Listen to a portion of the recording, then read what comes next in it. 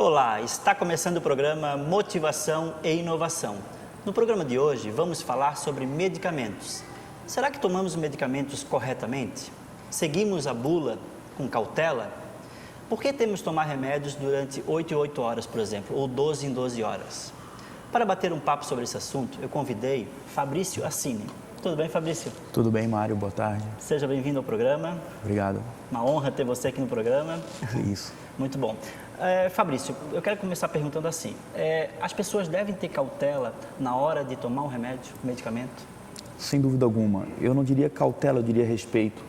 Entender que aquele medicamento pode tanto curar ela da doença que tenha, quanto agravar algo que ela não saiba que tenha. Então, acho que a palavra certa quando a gente pensa em medicamento é a palavra respeito. Sem dúvida alguma. E o remédio, eu li uma vez que diz assim, o remédio, eu tomando o remédio e, vamos dizer, eu vou para uma balada, eu vou para uma festa e eu vou tomar álcool, whisky ou vodka, ou o que for, né, cerveja até mesmo, em excesso. Isso faz mal? Realmente, medicamento e álcool, seja na forma de cerveja, whisky, o que quer que seja, não combinam. Se quer beber, procure não tomar o medicamento por um bom tempo antes de optar por beber. Alguns remédios, eles cortam o efeito do anticoncepcional? É verdade, não são todos. Eu poderia dizer assim, que sem sombra de dúvida, antibióticos cortam o efeito do anticoncepcional e também aqueles medicamentos que a gente chama de anticonvulsivante. Quem toma anticonvulsivante normalmente é quem se trata para epilepsia. Mas muito provavelmente essa pessoa já foi orientada pelo médico dela, porque o tratamento para epilepsia é um tratamento crônico e essa pessoa faz por longos tempos. Como é que, assim, vamos explicar mais ou menos para as pessoas em casa. O médico me receitou um antibiótico, né, que eu devo tomar ele em 8 horas. Né? Como é que é essa evolução dentro do meu corpo? Como é que ele age? Se eu esqueci de tomar, por exemplo, passou, deu 9 horas, eu não tomei em 8 horas. Como é que ele funciona no meu corpo? Certo. Qualquer tratamento que seja feito em longo prazo, a gente deve respeitar o horário de tomada. Seja ele de 8 em 8 horas, de 12 em 12, 24 em 24, não importa. Certo. Bom, se a pessoa deveria tomar às 8 da manhã, deu 8h30, não tomou, tome. Assim que lembrar, sem dúvida alguma. Certo. Qual é o problema de não tomar no horário correto? Especialmente para antibiótico. O que a gente tem que entender? Que esse medicamento faz um caminho depois que a gente toma ele. Se a gente coloca ele pela boca, ele entra no nosso corpo, liga onde deve ligar, faz o efeito, mas depois ele vai ser eliminado, ou seja, ele vai embora do nosso corpo. Sim. Então, quando eu preciso dar uma outra carga. Exato. Quando a gente passa muito tempo da hora de administração, aquela quantidade de medicamento dentro do nosso corpo vai diminuindo. E quanto menos medicamento a gente tiver dentro do corpo, menos efetivo, menos efeito a gente vai ter desse tratamento. E antibiótico, anti-inflamatório, normalmente a gente toma juntos os dois, né? Sim. Pode tomar os dois juntos? Olha, eu não vou dizer que não pode, pode, mas é preciso que as pessoas tenham muito claro que são coisas muito diferentes uma da outra. A inflamação, que é onde o antibiótico vai agir, é uma resposta que todo mundo tem. Se a gente está andando na rua, cai, tropeça, vai desenvolver uma inflamação. Certo. Se a gente come uma coisa meio estranha, se contamina com uma bactéria meio estranha, vai desenvolver uma inflamação. Então, essa inflamação vai ser tratada com um anti-inflamatório. Sim. Mas se eu tenho uma dor de garganta causada por uma infecção por uma bactéria, de maneira alguma, um anti-inflamatório vai matar uma bactéria. Então, algumas vezes eu vejo que as pessoas confundem anti-inflamatório com antibiótico. E toma só o anti-inflamatório achando que vai matar a bactéria. E não vai. Talvez aquele anti-inflamatório vai diminuir um sinal da inflamação, que é a dor. Mas matar uma bactéria, ele não vai, de forma alguma. Quem vai matar a bactéria, como o próprio nome já diz, é o antibacteriano. Mas a dor de garganta, eu devo tomar os dois? Depende da dor de garganta, depende de quando está começando. Eu lhe diria assim, para uma dor de garganta leve, num primeiro momento o anti-inflamatório até vai funcionar. Mas se no dia seguinte a dor de garganta persiste, essa pessoa precisa procurar um médico, porque hoje em dia, qualquer um que precise comprar um antibacteriano vai precisar de uma prescrição médica para fazer isso. Essa é uma pergunta que eu tenho para fazer. Muitas pessoas compram sem receita nas farmácias. Isso é proibido, né? Por lei. Sim. Isso é até grave porque pode estar comprando um remédio que não serve para ela, né? Não serve para o que ela está sentindo. Como é que tu vê isso? Se a gente for falar do tópico específico, comprar antibacterianos somente com receita, eu diria que é um mal necessário. A gente tem um grande problema nesse mundo, que é a resistência bacteriana, Há uns 2 anos eu fui fazer um curso promovido pelo Conselho Regional de Farmácia, exatamente sobre esse tema. E naquele dia o professor mostrou uma figura para quem estava fazendo o curso, que dizia assim, que em 1960 nós tínhamos muitos medicamentos contra as bactérias resistentes, ou seja, aquelas que o antibacteriano não consegue matar, e poucas bactérias resistentes. E que em 2010 a coisa virou. Ou seja, nós temos muitas bactérias resistentes Verdade. e pouco medicamento contra elas. Então, é algo sério que talvez num primeiro momento não se apresente na nossa casa. Sim. Porque quando a gente tem um filho, quando a gente está com dor de garganta, a gente quer resolver o problema num primeiro momento. Mas talvez, para quem vive num hospital, para quem entende que temos hoje em dia bactérias que não são mortas por um medicamento. E eu sempre digo assim, bactéria é um ser altamente resistente. É muito provável que havia uma bactéria lá no dinossauro, Sim. veio o meteoro, matou o dinossauro e as bactérias Ficaram vivas. E se acontecer a mesma coisa com a gente morrer, as bactérias Elas vão ficam ficar. aí. Então a gente também tem que respeitar. Bichinho forte, hein? Muito. Muito forte. A gente também tem que respeitar as bactérias. Como é que tu vê hoje, agora, né, nós estamos entrando no verão, Sim. e aí todo mundo quer ficar com o corpo perfeito, emagrecer, aquele emagrecimento rápido, e aí corre para onde? Para pílula. Tomar um remédio para emagrecer. Como é que tu vê isso? Como é que eu vejo isso? Eu acho que sempre que alguém me pergunta, e essa época do ano é uma época Todo mundo todo quer mundo pergunta, isso, fica bem. O que fazer para emagrecer? A minha primeira resposta é matemática básica. Coma menos e gaste mais. Nutricionista, dieta, mudança de hábito, essa é a maneira saudável e correta de emagrecer. Mas é isso que me pergunta, tá, Fabrício, mas não há um momento que o medicamento se justifique? Eu poderia dizer assim, Mário, existe um momento que ele se justifica. Ele se justifica como um auxiliar para aquela pessoa que entendeu que precisa mudar estilo de vida, precisa aderir à dieta e ao exercício físico. Então aí o medicamento entra como um auxiliar. Porque é bom quando a gente começa a fazer uma dieta e vê a cinta afrouxando, Sim. né? E a gente olha É o no sonho espelho de e todos, vê, né? é gostoso. Então o medicamento entra como um auxiliar. E por que eu condeno e por que não é legal aquela pessoa que talvez queira perder 3 quilinhos para caber na bermuda agora no verão, aquela pessoa que quer perder 2 quilos para entrar no baile da formatura, tomar um medicamento de qualquer jeito? Eu diria o seguinte, a gente tenta manter a postura pela nossa coluna, a gente come menos sal pela pressão, mas as pessoas têm que se perguntar muitas vezes o que elas fazem para manter a saúde mental. Verdade. E às vezes a gente não se pergunta e não se para perceber que existe algo que a gente chama de saúde mental. E vários dos medicamentos que a gente tem hoje em dia para emagrecer interagem controlando dentro do nosso cérebro as áreas que controlam saciedade e apetite, que também são áreas que controlam o comportamento. Basta ver como é bom comer. Claro. Ou seja, quantas vezes a gente está angustiado, triste e come para descontar nessa tristeza. Então, resumindo, usar medicamento para emagrecer sem critério, talvez em curto prazo seja caber na bermuda semana que vem. Mas em longo prazo seja uma depressão que eu não sei de onde vem e não consigo tratar direito. É que a gente quer a coisa imediata, né? A gente quer a coisa rápida, né? A semana que vem eu quero, como tu falou, tem uma festa para ir, eu preciso estar bem. A mulherada mais ou menos pensa caber no vestido. Isso, aí quer emagrecer rápido. Exato. Como é que tu vê a questão, saiu agora até no Diário Catarinense uma matéria falando de um remédio que os alunos estão tomando porque ele deixa a pessoa mais inteligente, ele fica acordado estudando a noite inteira para um vestibular ou para uma prova. Como é que tu vê? Até esqueci o nome do remédio. O nome comercial dele é Ritalina. Isso, Ritalina. E o nome genérico dele é metilfenidato. Sim. Até assim, sobre isso, a minha tese de doutorado envolveu drogas que melhoram o aprendizado. E eu diria para ti assim, que também a gente poderia voltar para essa história do curto prazo. Ou seja, a gente tem que entender que muitas vezes aprender envolve concentração, envolve dedicação, envolve esforço. Tem a frase famosa do Einstein que dizia que, olha, 99% transpiração e 1% inspiração. É isso aí. Então, se não ralar, não vai funcionar. Mas talvez, muitas vezes, em curto prazo, a pessoa quer usar uma droga para fazer com que ela passe na frente dos outros. Esses medicamentos também têm o uso deles. Ou seja, são medicamentos que vieram para ajudar pessoas que têm doença de Alzheimer, que tiveram talvez um AVC, que têm o transtorno do déficit de atenção e hiperatividade. Então, ali, esses medicamentos têm um uso.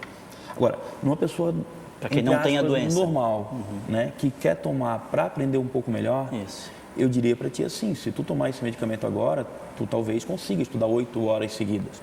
Mas quando daqui a 8 horas o efeito desse medicamento passar, tu vai sentir aquele sono que a gente chama de sono de rebote. E provavelmente na hora que ele for fazer a prova, né? Que ele estudou a noite inteira, vai fazer a prova no dia seguinte, vai estar com sono? Vai estar com provavelmente sono. Vai estar cansado, né? Mas talvez assim, o grande problema desses medicamentos seja uma outra coisa, seja a dependência. Ou seja, grave.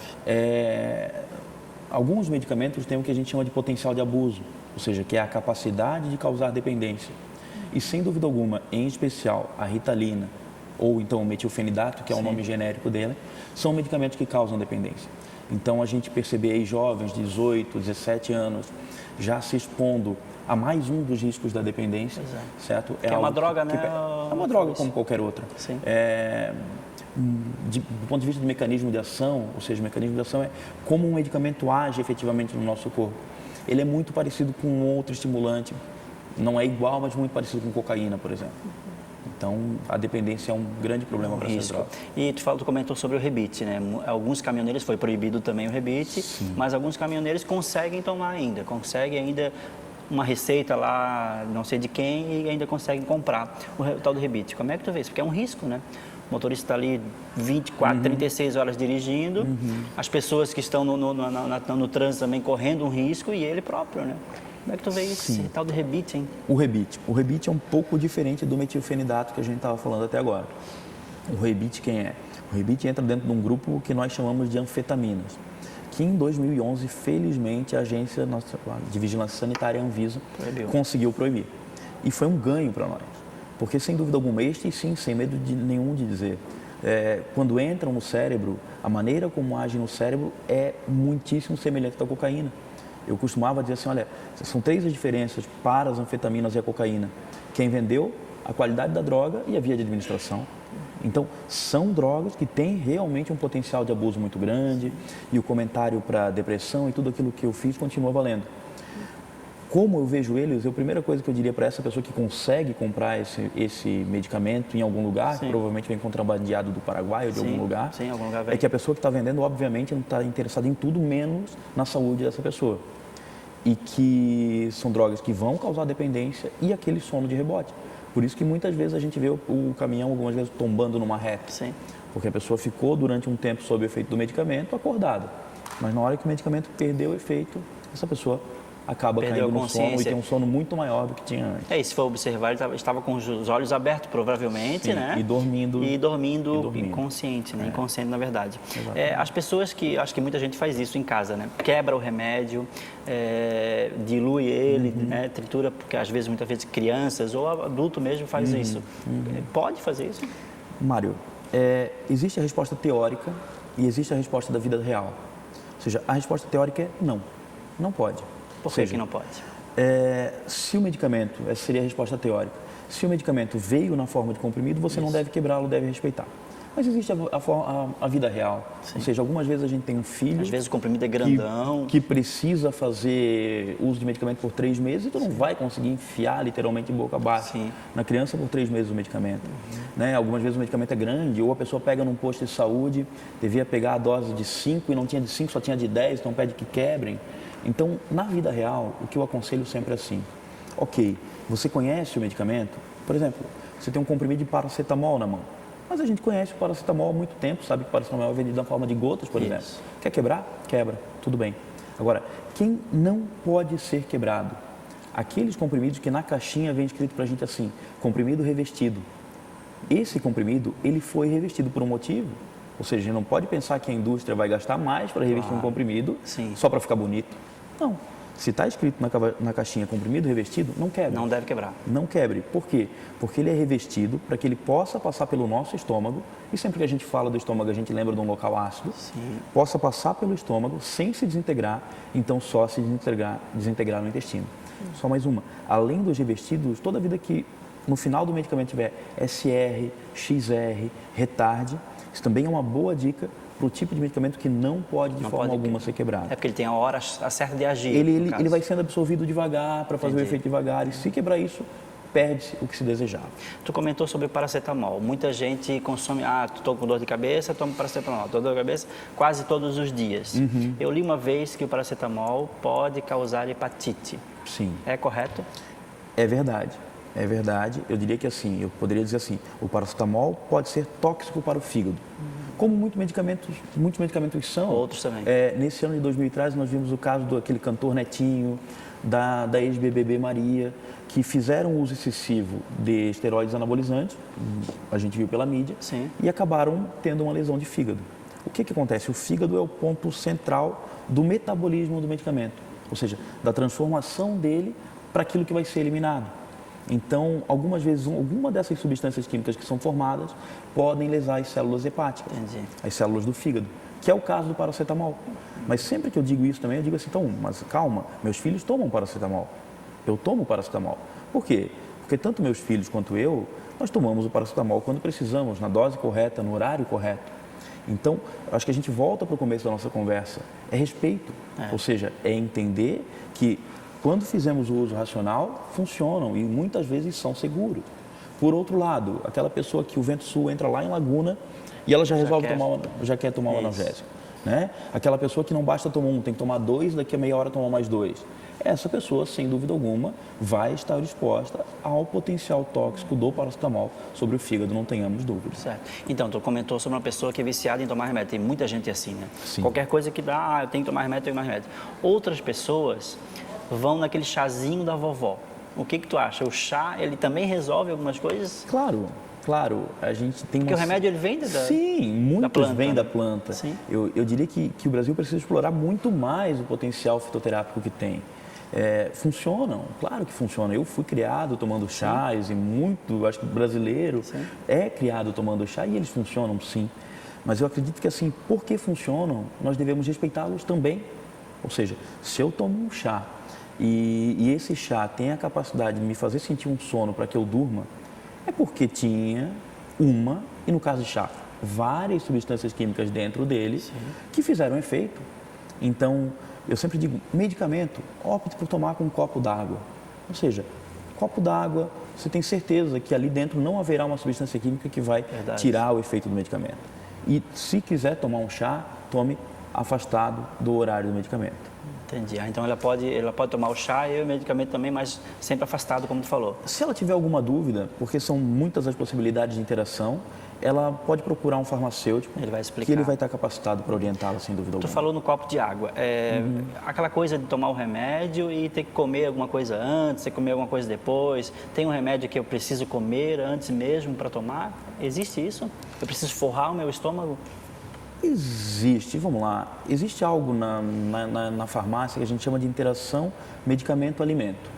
Ou seja, é possível que um alimento diminua a absorção de um medicamento, eu não vou dizer que não. E é possível também que um alimento proteja o meu estômago, por exemplo, da possível passagem de uma substância ácida por ali. Isso. Eu acho que um dos exemplos mais famosos desse caso é o ácido acetilsalicílico e a sugestão de que a pessoa ingira ele com alimentação para diminuir um pouquinho do desconforto gástrico que ele vai fazer. Existe um outro medicamento bem famoso que é a metformina, que as pessoas tomam quando tem diabetes do tipo 2, e ela faz alguns desconfortos gástricos como efeito adverso dela. E a orientação seria que a pessoa ingerisse com o alimento para diminuir esse desconforto gástrico. Certo, entendi. Então, eu sempre digo assim que a farmacologia ela é feita de poucas regras e de muitas exceções. E que a pessoa, quando se sentir desconfortável com relação ao uso do medicamento, que ela procure, sem dúvida alguma, um profissional da saúde, que esse profissional normalmente vai estar habilitado para orientá-la.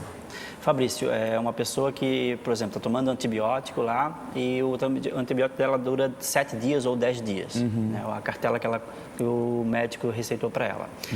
Esse medicamento no corpo da pessoa, ele leva quanto tempo para sumir? Ou ele tem algum tempo? Ou ele nunca mais some? Não, some. Isso aí a gente não pode assim, aceitar a ideia ou passar para frente a ideia que vai ficar para o resto do corpo, da vida, dentro do corpo o medicamento.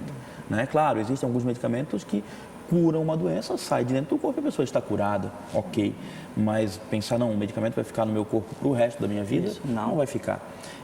Mário, cada medicamento tem a sua maneira de interagir com o corpo. Então eu poderia dizer assim, olha, existem medicamentos que saem do corpo em 4 horas, medicamentos que saem do corpo em 24 horas, uma semana. Cada medicamento vai agir de uma maneira. Cada medicamento de uma maneira e são tempos muito variáveis entre si, sem dúvida alguma.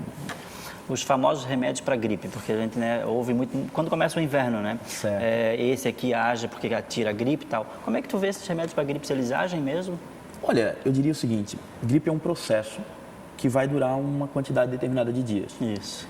Com ou sem medicamento.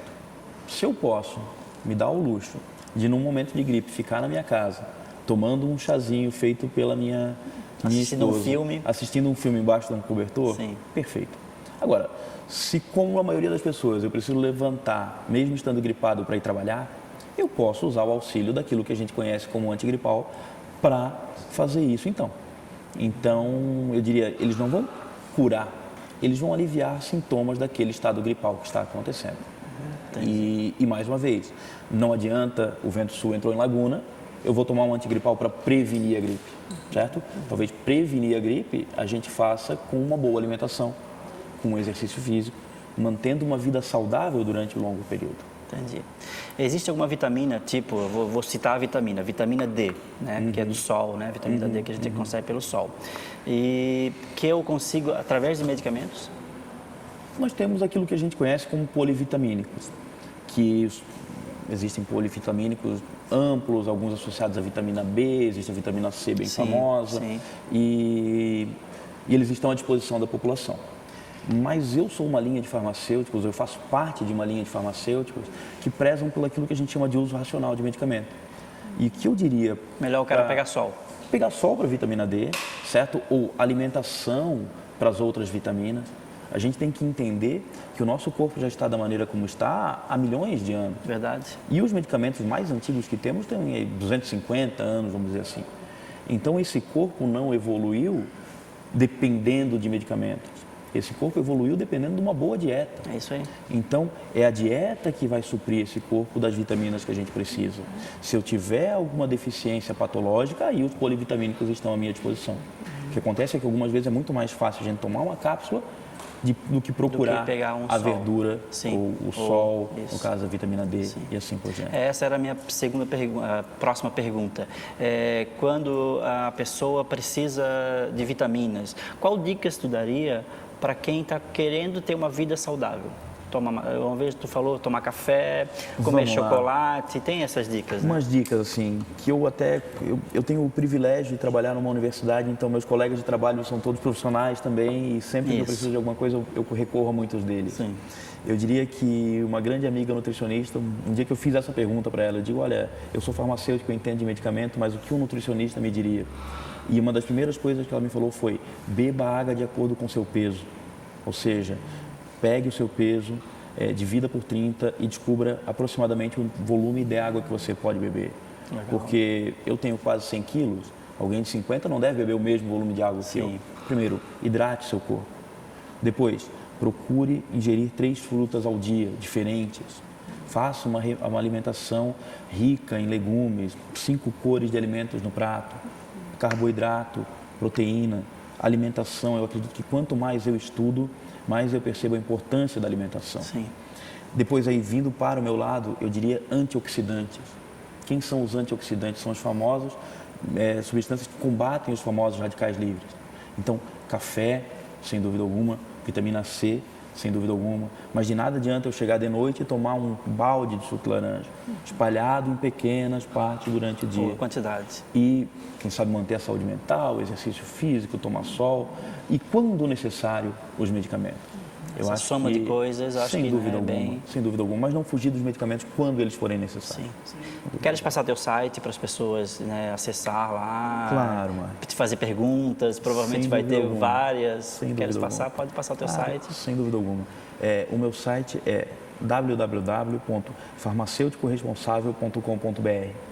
Existe um link ali que é o contato, que a pessoa pode fazer perguntas, sem dúvida alguma. E eu já pensei nesse nome exatamente para mostrar para as pessoas que existe um profissional que é o farmacêutico, Ótimo. que pode ser responsável por essa informação sobre o medicamento. Perfeito. Quero agradecer a tua presença, foi muito bom. Eu mesmo tirei várias dúvidas e eu acho que as pessoas em casa também aproveitaram bastante. Obrigado. Obrigado. Obrigado. Valeu. O programa Motivação e Inovação vai ficando por aqui. Assista agora o vídeo motivacional da semana. Até a próxima. Alô galera, a gente está aqui para lançar nossa nova música, o nome dela é Dança Pra Mim. Ela foi feita com muito carinho, espero que todos gostem dela. Se possível, compartilhe aí, curta a nossa página que está aqui embaixo na descrição e a gente se vê por aí. Valeu! Obrigado, tamo junto, é nóis!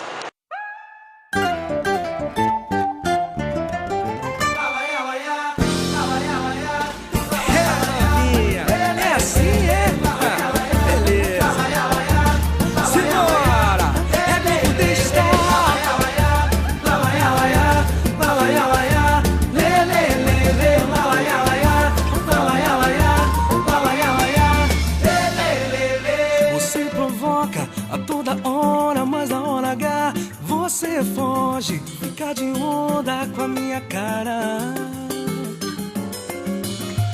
do seu tipo, já tô ligado. Sei que você não quer namorado, só quer curtir a vida.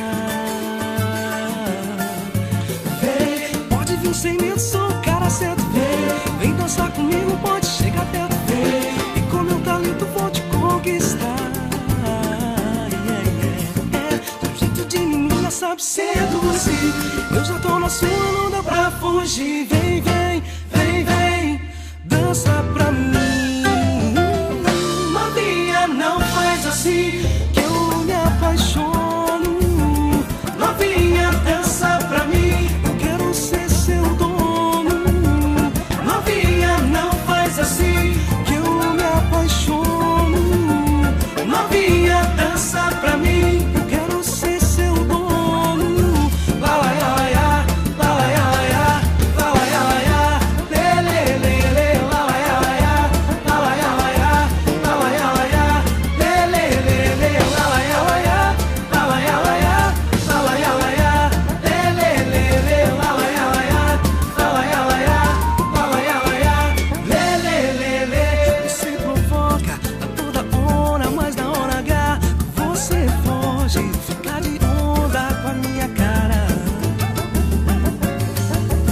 Mas do seu tipo, já tô ligado. Sei que você não quer namorado, só quer curtir a vida. Vem, pode vir sem medo, sou o cara certo. Vem dançar comigo, pode chegar perto. Vem, e com meu talento vou te conquistar. Seu jeito de menina sabe seduzir. Eu já tô na sua, não dá pra fugir. Vem, vem, vem, vem, dança pra mim. Novinha, não faz assim, que eu me apaixono. Novinha, dança pra mim, eu quero ser seu dono. Novinha, não faz assim, não, não, baby. Novinha, dança pra mim, eu quero ser seu dono. Novinha, não faz assim, que eu me apaixono. Novinha, dança pra mim, eu quero ser seu dono. Novinha, não faz assim, que eu me apaixono. Novinha, dança pra mim, eu quero ser seu dono.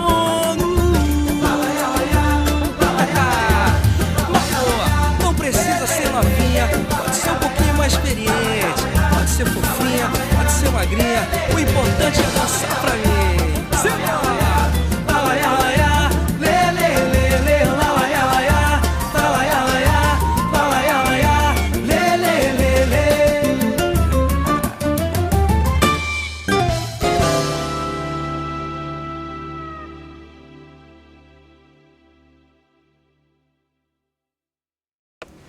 Se você está pensando em fazer uma festa ou evento, ou casamento, aniversário, ou até mesmo um encontro de sua empresa, não pode deixar de conhecer o novo espaço para festas de Florianópolis. Temos capacidade para 200 pessoas e contamos com estacionamento próprio. Oferecemos um cardápio e serviço de garçons. Agende uma visita e faça de sua festa algo inesquecível. O endereço é esse que está na tela: www.ielos.com.br.